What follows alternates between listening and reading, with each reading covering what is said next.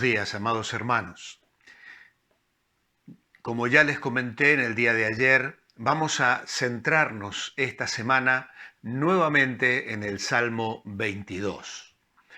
En el año 1996, en Semana Santa, participé de un retiro de diversas iglesias donde un pastor que se llamaba don David Morse y que ya está con el Señor desde hace unos años, predicó sobre un tema que tituló Los tesoros del Calvario. Tomé apuntes de aquellos mensajes en relación al Salmo 22 y nunca puedo leer el Salmo 22 sin recordar las enseñanzas que aquel amado pastor compartió con nosotros aquel día. Y es por eso que hoy y en estos 4 días de esta semana, martes, miércoles, jueves y viernes, voy a estar compartiendo, basándome en el bosquejo que nuestro hermano nos dejó, que es un verdadero tesoro espiritual. Este salmo, el Salmo 22, fue escrito 1000 años antes de Cristo. Y es una maravilla de la profecía bíblica porque no podemos encajarlo en ningún episodio conocido de la vida del rey David, de su autor. Si vamos pasando por los diversos salmos, vamos a encontrar, y hemos mencionado ya en semanas anteriores, salmos que encajan perfectamente en momentos puntuales de la vida del rey David. Sin embargo, esto no sucede con el Salmo 22. En realidad, este salmo es realmente un milagro de la profecía bíblica. El espíritu de la profecía se manifiesta de una manera sobrenatural para dejarnos una evidencia clarísima de que la Biblia es inspirada por el Espíritu Santo y es de procedencia divina. Don David dividía el Salmo en 4 apartados. En primer lugar, la mirada hacia Dios, versículos 1 al 5 y 9 al 11.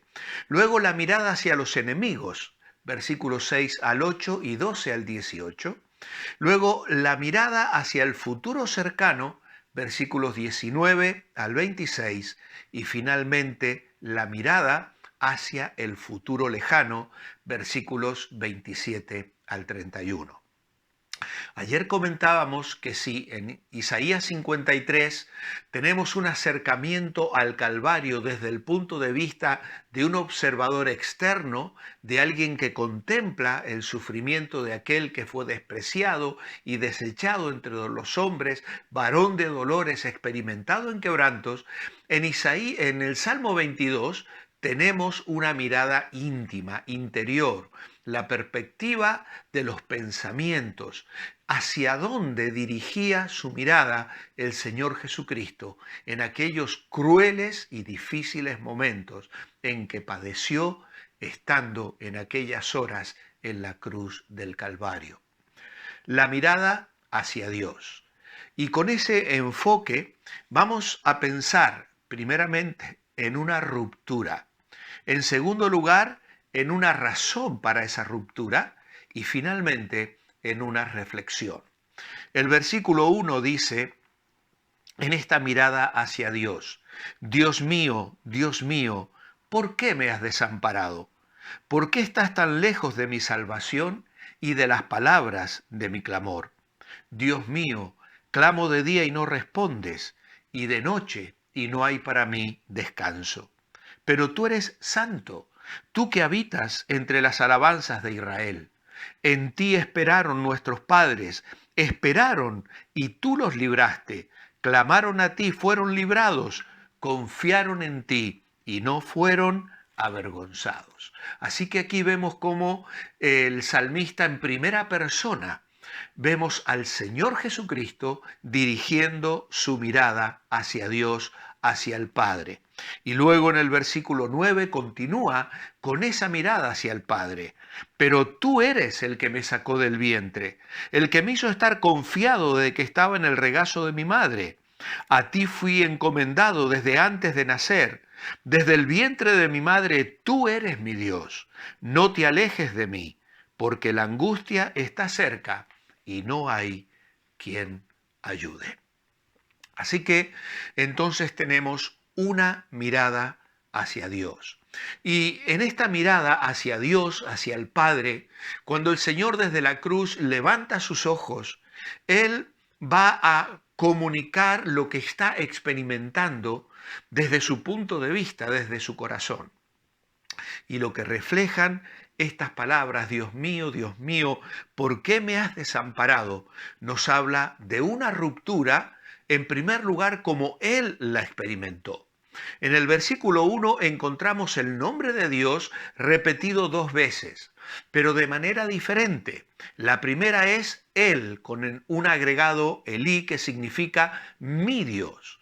Luego, la segunda vez aparece el nombre de Dios Elohim, que es el nombre en plural. El him en el hebreo significa un plural al final de una palabra, pero está con el verbo en singular.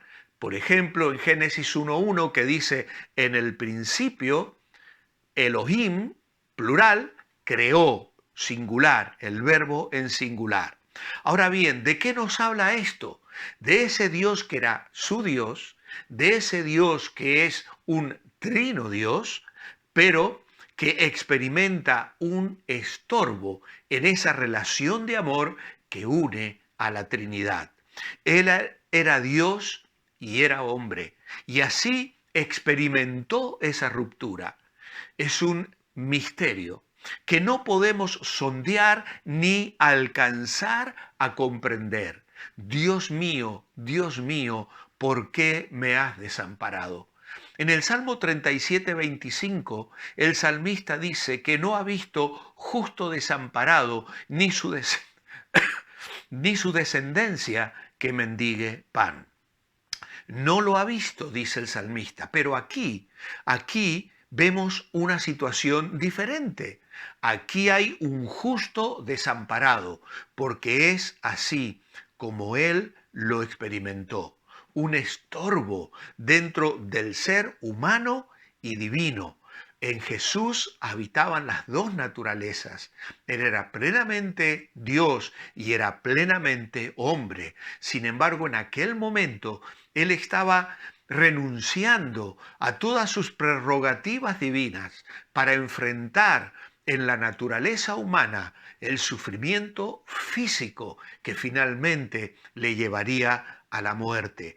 Allí él lo sufrió y de alguna manera podemos también decir que la Trinidad misma experimentó el sufrimiento. Dios el Padre estaba en Cristo reconciliando consigo el mundo, y allí el dolor del Padre y el dolor del Espíritu Santo. Hay quienes sugieren que en esa exclamación donde dice Dios mío, es un clamor al Padre y es un clamor al Espíritu del Padre. Ahora, él se sentía abandonado. Abandonar significa rechazar, desertar, dejar de lado a alguien con quien hemos tenido una asociación previa. Y esto es algo tremendamente doloroso. Abandonar, provocar que algo permanezca en un lugar mientras que el resto de los participantes se van.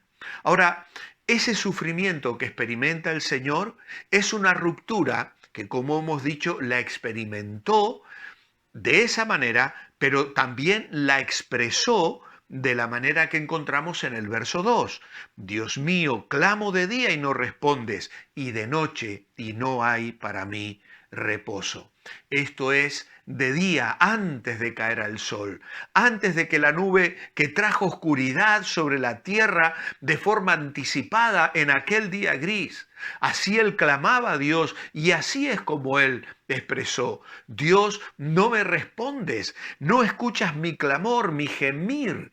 Formalmente la palabra significa rugir, proferir un grito gutural de angustia, y en sentido figurado es el rugido de un león rugiendo. Había una promesa en Jeremías 33, verso 3, clama a mí y yo te responderé.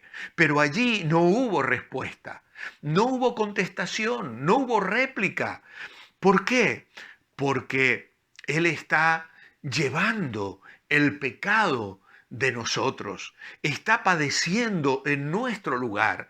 Y aquel día se volvió de pronto de noche, por eso clamo de día y no respondes, y clamo de noche y no hay para mí descanso. Y la idea no es tanto como la noche en sí misma, sino la temporada de la noche. Tiene el sentido de no tener fin, la noche de la separación con el Padre y con el Espíritu Santo.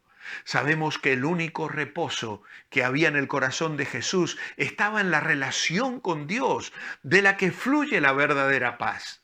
Pero en aquel momento en que estaba siendo hecho pecado por nosotros, hay una ruptura. Ahora, hay una razón para esa ruptura. Verso 3 dice, pero tú eres santo. La falta de intervención de Dios en una crisis siempre tiene una razón. Esto es muy importante. Y aquí se mencionan dos razones. Una razón para la ruptura es la santidad de Dios. Tú eres muy limpio de ojos para ver el mal, dice Habacuc 1:13. En ese momento el Señor estaba siendo hecho pecado, pero no pecador. Ojo, no era pecador, fue hecho pecado. Y Jesús cita esto cuando dice, tú eres santo, porque Él no se estaba rebelando contra el Padre. Él sabe y acepta la santidad de Dios. Es la que impide dar respuesta en ese momento al clamor de uno que está siendo hecho pecado. Lo que Jesús aquí él está reconociendo es, no puedes acercarte a una vida que está bajo condenación. Y eso es lo que él estaba experimentando. La razón para la ruptura era la situación de Cristo. Una identificación con el hombre, con la naturaleza humana, dice el verso 4, en ti esperaron nuestros padres. Esperaron y tú los libraste, clamaron a ti, fueron librados, confiaron en ti y no fueron avergonzados. La palabra aquí nos habla de que sus padres habían ofrecido sacrificios, habían tenido experiencias espirituales en las que Dios había satisfecho sus necesidades. Ellos habían confiado y la trascendencia de esas historias alimentaban la fe y la vida espiritual del Señor. Pero en ese momento, Él sabe que aunque no está recibiendo respuesta, sus padres no habían sido defraudados. La idea de defraudado es de palidez, palidecer por esperanzas perdidas. Ellos no tuvieron que ponerse pálidos por perder la esperanza. Él sabía bien la razón de la ruptura, la santidad de Dios y su situación de pecado. Y finalmente tenemos una reflexión, versículos 9 al 11. Tú eres el que me sacó del vientre, el que me hizo estar confiado. Tal vez fuera por la cercanía de su madre junto a la cruz. Pero los pensamientos del Señor ascienden hacia su nacimiento, hacia aquellas imágenes de su niñez. Es posible que el Señor tuviera una conciencia desarrollada que solo pudo existir en Él, en su humanidad perfecta. Él confiesa aquí, tú causaste mi salida del vientre materno. Nació de una virgen y su nacimiento fue diferente porque fue concebido de una manera diferente, pero su nacimiento fue como el de todos nosotros. Concebido por el Espíritu Santo, hace la gran diferencia para que no recibiera la naturaleza pecaminosa que los hombres comunicamos a través de la sangre y transmitimos a nuestros hijos. Y de esta manera Él puede ofrecerse para ocupar nuestro lugar y satisfacer las demandas de la santidad de Dios, derramando su sangre para pagar el precio que nuestro castigo merecía. Así que Él se había echado sobre Dios desde el momento de nacer. Maravillosa certeza que podemos hacer nuestra también al saber que hemos nacido espiritualmente y que al tener una relación plena con Cristo, somos ahora sus hijos para vivir bajo su tierno cuidado cada día de nuestra vida. Vamos a concluir con una oración. Señor, tu palabra nos sorprende y nos maravilla. Este salmo escrito 1000 años antes de Cristo nos habla de la realidad de la inspiración divina, del sacrificio de Cristo en la cruz a nuestro favor y de esa salvación tan grande. Oh Señor, aunque a veces clamamos y nos parece que no vamos a tener una respuesta inmediata, Señor, que sepamos que tú siempre estás atento y que si no respondes inmediatamente es porque tienes algún plan preciso para cumplir en cada uno de nosotros, porque tú nunca, nunca nos abandonas. Concluimos así este devocional. Hoy los minutos se han pasado rápidamente. Quiero decirles que el pastor José Manuel Sierra está también confinado. Ayer comenzó con los síntomas del COVID y ha dado positivo. Le mandamos un saludo y nos unimos al pueblo de Dios en oración para que sus síntomas sean leves y en pocos días pueda estar completamente recuperado y con su ministerio a pleno. Que el Señor le bendiga, que el Señor os bendiga y manteneos bendecibles.